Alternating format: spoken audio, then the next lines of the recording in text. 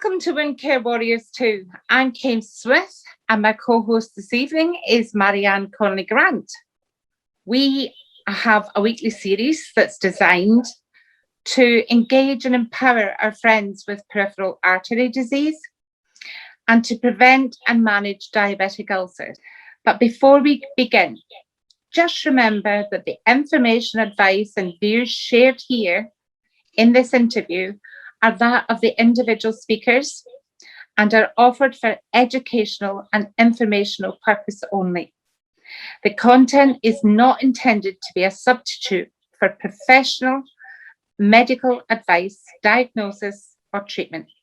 Don't act on any of the information provided in this interview without the explicit consent of your own healthcare provider, who knows your own situation best.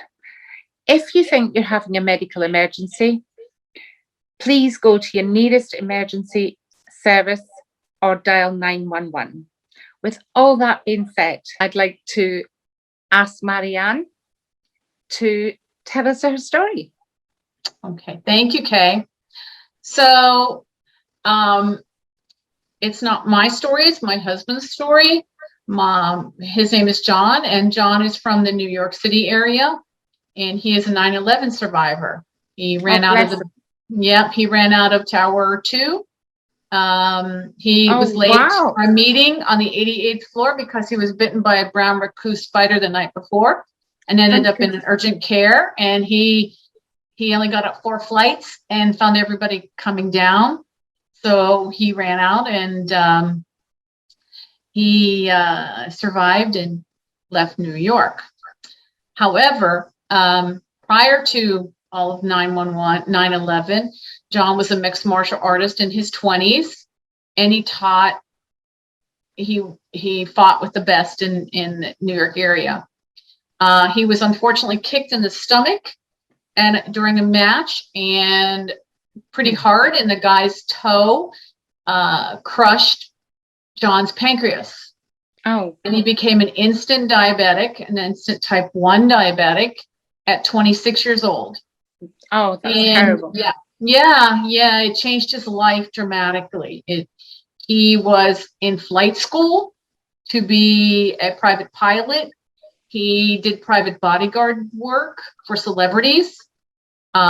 He could still do that, but he couldn't do a lot of other things.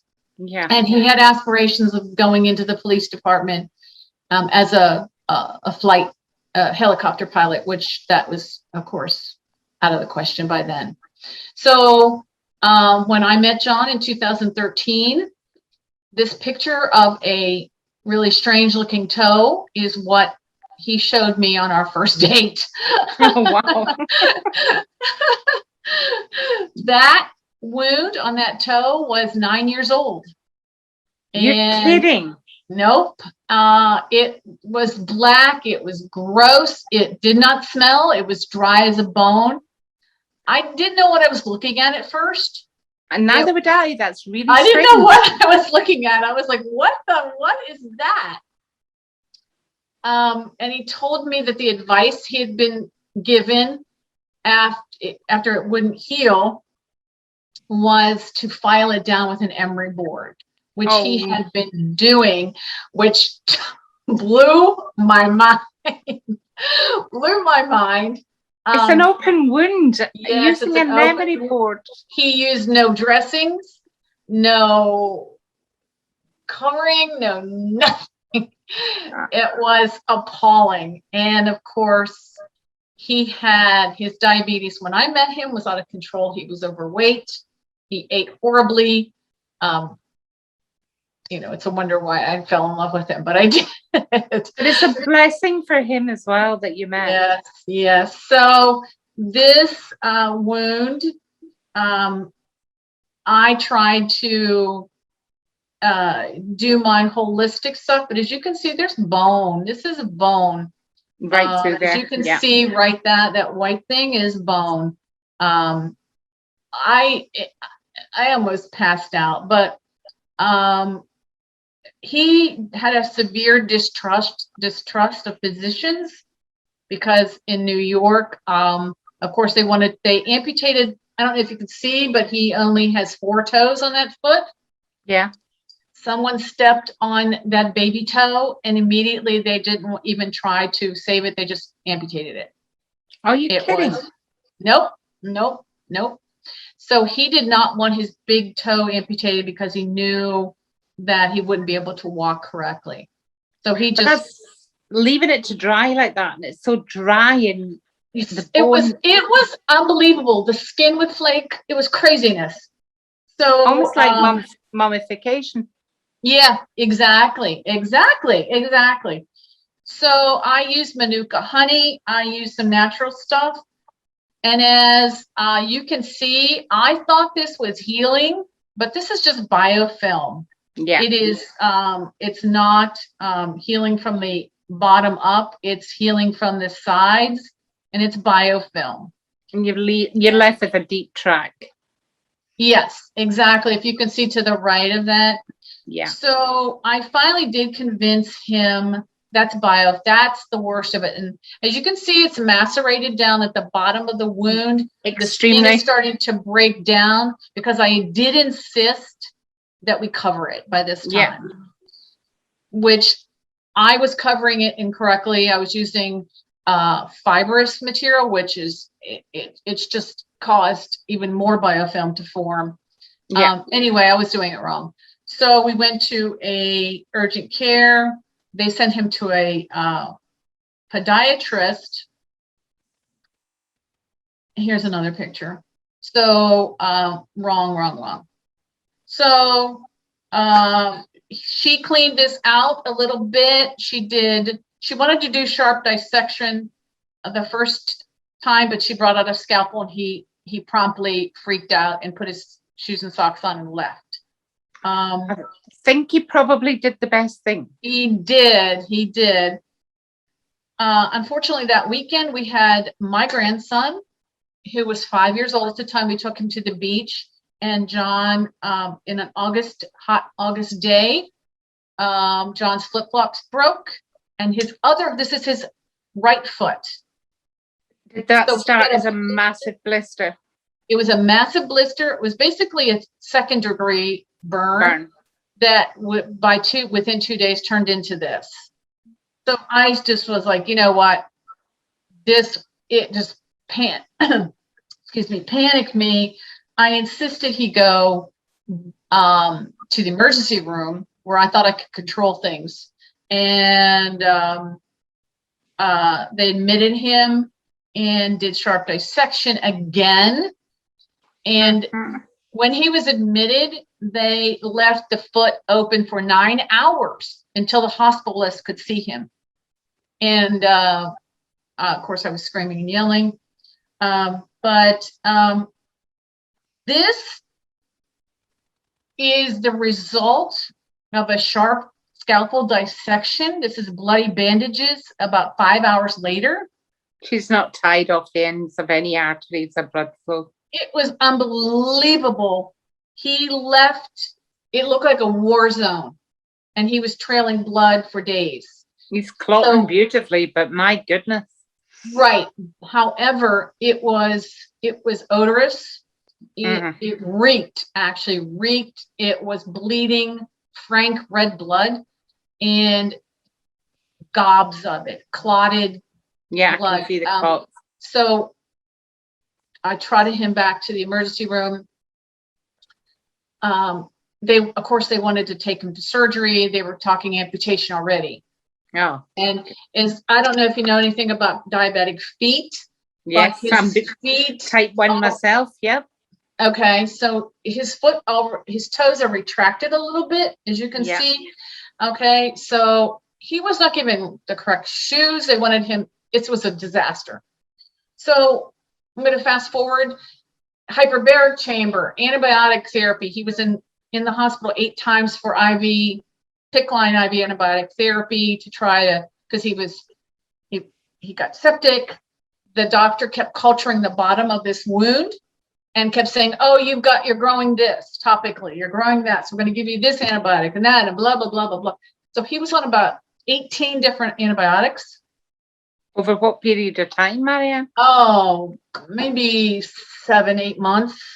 Oh, dear goodness. And plus the IV, plus the weekly trips to the podiatrist, plus the daily trips to the hyperbaric chamber, which was not covered under his insurance at all. And it was that's extreme. $1,400 a day per treatment, and they wanted him to go Monday through Friday. And John is extremely claustrophobic, which was just a disaster. Was not helping. So I'm from the Washington, D.C. area. I called some of my peeps up there, and I'm like, I showed them these pictures, and they were appalled and bringing back. So a friend of a friend of a friend is a wound care doctor at Georgetown, and he's the one that introduced us to the collagen particles. We call it collagen, but it's many more things than that.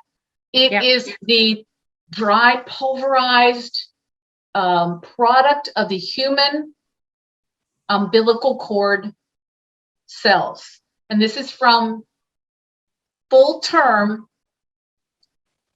babies that have taken their first breath. Yeah. It's not so we're not talking fetuses. Yeah, no. It's not fetal There tissue. is a use though, and I know it's a sore subject, but there is a use in other wounds for those. There is that, and I won't go into that. Anyway, this is from full-term donated umbilical cord, the gelatinous part of the human umbilical cord. They dry it, they pulverize it, they make it into a powder. And I'm pointing at this hole in his foot. And what we did is we took a packet of the powder, and it comes in a packet like this. Yeah. Okay. And you just open it sterilely. And it comes in a little, probably 1/2 inch by 1/2 inch little square. And you open it and you just drop it into the wound and you pack it and you just let it go. And the protocol that we did, and which after 18 months of, and the doctors down here were gleefully rubbing their hands together every time talking about amputation, a BKA, below the knee amputation. Oh, we're going to get you. We're going to get you. We're going to get you. The big doctor down here owns a prosthetic device company. He also owns the How convenient. He owns the hyperbaric chamber. He and I came nose to nose several times, but we fired him. And when I took him to DC, they told us to use a non-fibrous covering, because if you get one suture or one piece of gauze, the body views it as a foreign object. Yep, and it will fight against it. It will fight against it. So you cannot have any cotton, any fiber, any gauze, anything. So it was basically a duoderm. Yeah. That we put, or like an ostomy. You have to cut it around this, just around the edges, wound, and not so you don't macerate the good tissue around it, but you still have to wrap that whole foot for 4 days and don't touch it. Yes. For 4 days. You take it off 4 days. You use a solution of 0.9% hydrogen hexachlorophene peroxide and something else. I'll think of it in a second. To clean it, you just let it run off, and you do the whole thing over again. Within a week and a half. Let me see if I have pictures. Week and a half, that you've got a lot of granulation there. Within a week and a half, it was half granulated. And within a month and a half, it was closed. Because the properties within the stem cells and themselves are the matrix for what actually builds new granulation skin. Right. Exactly. But John loves his shoes, and he was bound and determined he was going to wear 2 shoes and not 1 shoe. And like I said, after we healed this, we were in the grocery store and we ran into that doctor who was just chomping at the bit to cut his leg off. Yeah. He actually had him scheduled for surgery for close to a year. And he was he was furious, absolutely furious. But anyway, I can't find it, I think. Well, anyway, you get the drift. I'm going to stop sharing. I do, yeah. But I mean, let me see, stop mirroring. Within a month, it was totally healed. That was 5 years ago. Oh, wow. It is absolutely, there's a little callus, like a just a little scar. Yeah. But he wears very expensive shoes, and he loves his shoes. But anyway, we were in the grocery store. We ran into this doctor, and he saw John had shorts on and sneakers, and he was shocked. He was absolutely shocked, and he walked right up to John. He said, "So I see you have both your legs." And John said, "Oh yeah. Oh yeah, I sure do." We went back and he told him what he did. This doctor was his face turned red. He was furious. Oh, wow. He said, "You cost me a lot of money. You cost me a lot of money. I was counting on that." And John was, that's disgusting. John is 6'5" and 240. And this doctor was a little guy. And I had to pull him back because he wanted to deck him. So the collagen diet, no sugar. Sugar is your enemy, especially when you're a diabetic and you have a wound. Vitamin C deficiency. If you go into a nursing home and you see these poor old people that have this skin that looks like paper, and they have non-healing wounds, they have scurvy. Because nutritionally they're not. And vitamin C, and they're vitamin B12 deficient, vitamin D deficient. And that is the 3 pillars from Dr. Kaminsky is nutrition. It's offloading. That's one of the things, 100% offloading. That's the very hardest thing for most people to do, because then you're sedentary. Yeah. And you're sedentary, you have other issues that happen. Depression, to name it one. Circulatory issues. You don't get to exercise your socialization. John offloaded for probably a month, and it was that was the worst part.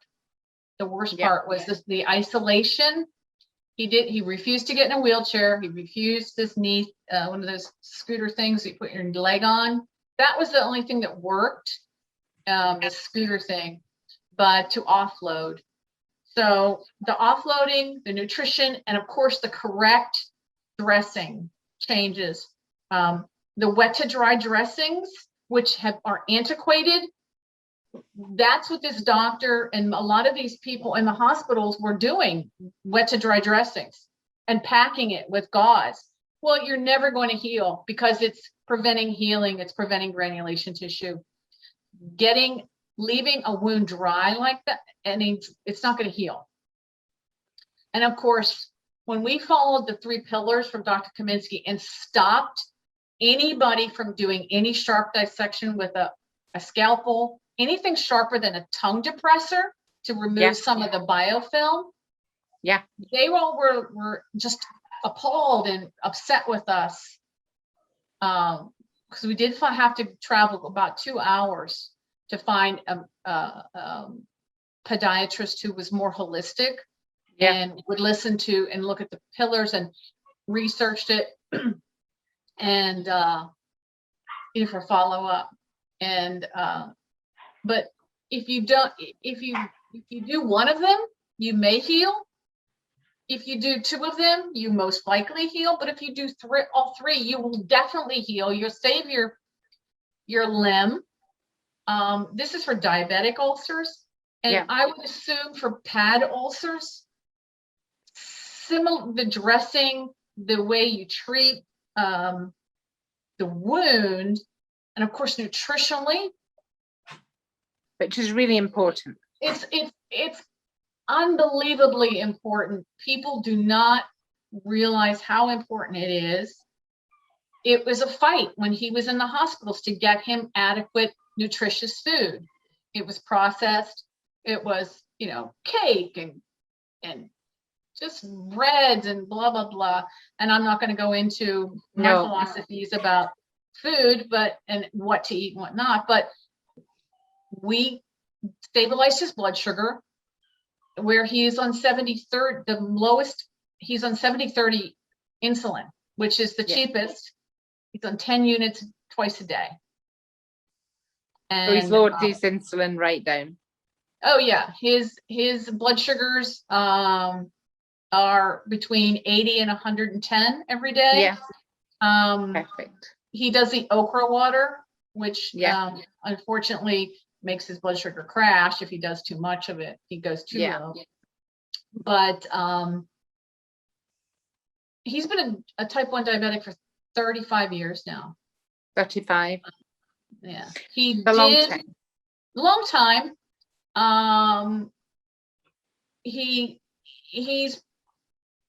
If I'm not around, he travels for business, and when I'm not around, his diet is not as good when he's home. But he has had not any no further wounds. No further wounds at all. He does not wear diabetic shoes. He wears a wide toe box, but because he's a shoe guy, he thinks they're ugly, and the Velcro and all that. So Skechers makes a wider toe box shoe, and they're little, so, but he wears dress shoes as well, and cowboy boots. I mean, Maryann, it's such an amazing story that you could actually take what he was left with and those two big massive wounds and actually get them healed in the time scale that you did. Yes. I feel a little guilty that I didn't know about this before. I've been a nurse for a long time, and my heart is in holistic medicine and not so much into Western medicine anymore. And I thought I should have known it, but you don't know what you don't know. So I'm a great advocate of natural medicines. So I agree with you 100%. And I do understand that to heal a wound properly, you need to have a matrix. You need to have something to build on. And I do know that no matter where the stem cells come from, they all include everything that's required to build that matrix. The collagen that we use specifically is human collagen.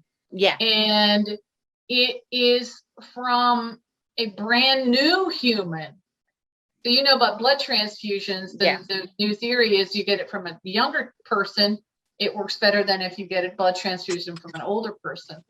So this is works the same way. You've got these brand new adult cells that are brand spanking new, and they do their job.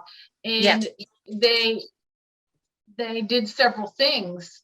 It packed that wound with collagen, so it stopped the bleeding. It built the matrix of the collagen. It proliferated pluripotent cells as well. Yeah.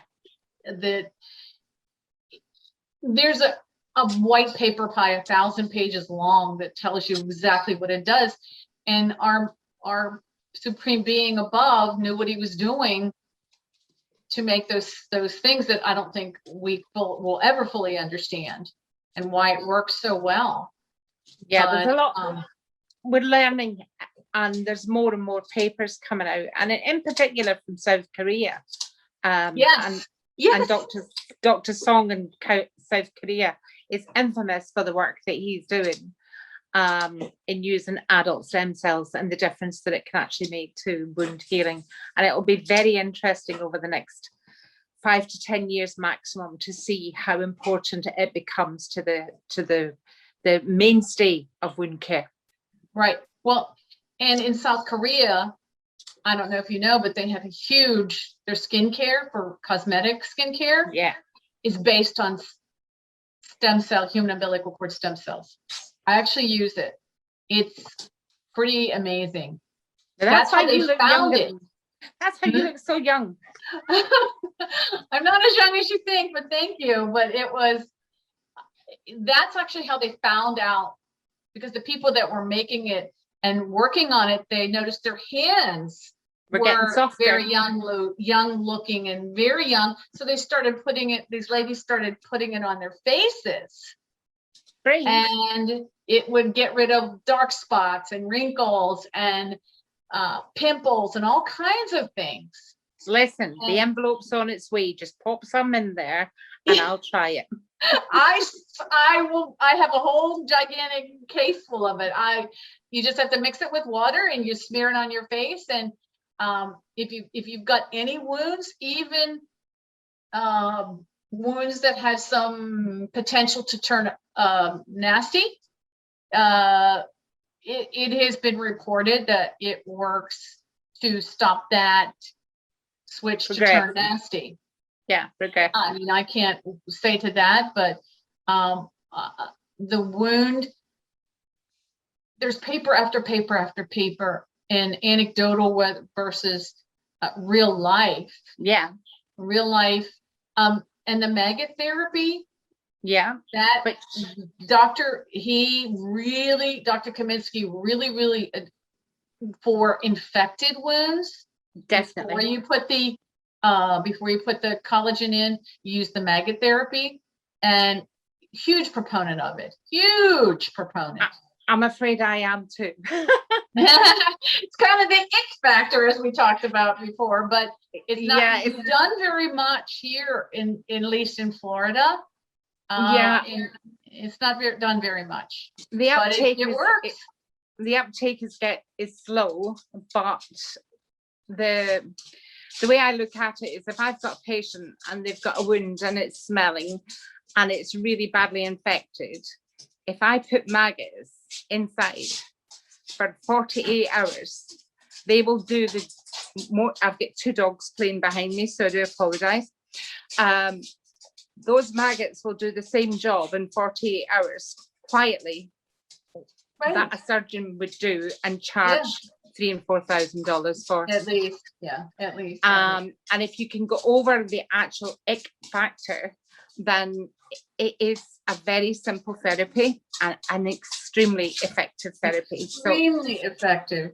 And then you can, to pack it up to start that granulation quickly, then you can pack it up with your collagen. Yeah. Medicare does, in the United States, does cover this product. Yes, it does. So it is the wound care doctors, unfortunately, don't know about it, and they have their old school way of doing things, and so they really don't want to learn about it. And it depends on where, like maybe California, a little more progressive, New York City, not so much here in Florida. Yeah. So I think it's very dependent on your location as well.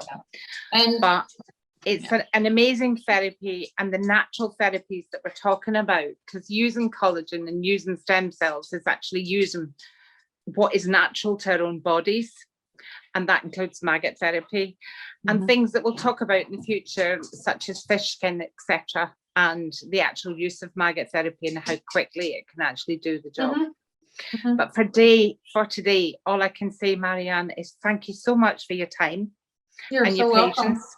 You're so welcome. And I am so glad you got the results you got, because they were both horrendous looking wounds. Yes, they were horrendous. Well done. Thank you. Well, takes a village.